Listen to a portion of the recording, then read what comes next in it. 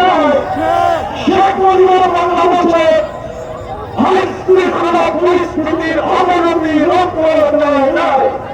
শেখ মুজিবুর বাংলাদেশে ন্যায় বিচার প্রয়োগ করা যায় নাই। শেখ মুজিবুর বাংলাদেশে দুর্নীতি বন্ধ করা যায় নাই। শেখ মুজিবুর বাংলাদেশে দুর্ভিক্ষ বন্ধ করা যায় নাই। এবং সে কারণেই 1975 15ই আগস্টের পরে 3রা নভেম্বরের পরে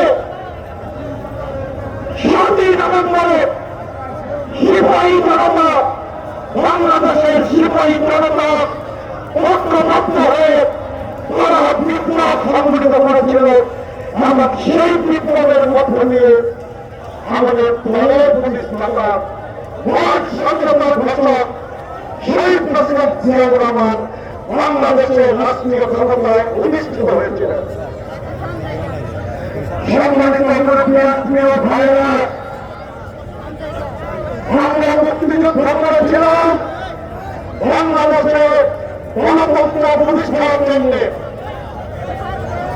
1975-এর 7ই নভেম্বরে সিপাহী জনতার বিপ্লবের মধ্য দিয়ে শহীদ প্রেসিডেন্ট জিয়াউর রহমান এই বাংলাদেশে প্রয়োজনীয় গণতান্ত্রিক ব্যবস্থাবলী কায়েম করেছিলেন। এই বাংলাদেশে শেখ মুজিব মাকসাদ উনি ওনার জীবন দশায় সার্থকতা উনি ওনার চেষ্টা করেছেন। প্রিয় ভাইয়েরা, প্রিয় বোনেরা, শহীদ প্রেসিডেন্ট জিয়াউর রহমান 1981 সনের 30শে মে পর্যন্ত এই বাংলাদেশের রাষ্ট্রীয় ক্ষমতায় অধিষ্ঠিত ছিলেন।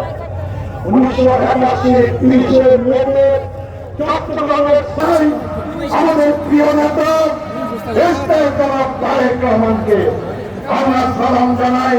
বাংলাদেশের জনগণকে আমরা সালাম জানাই। মাদারগঞ্জের সর্বস্তরের মানুষকে আমরা সালাম জানাই, আমরা শুভেচ্ছা জানাই, আমরা অভিনন্দন জানাই। প্রিয় ভাই ও বোনেরা, এই গত 5 আগস্ট মাসে 1978-এ রক্ত দিয়ে দেশ স্বাধীন করলাম।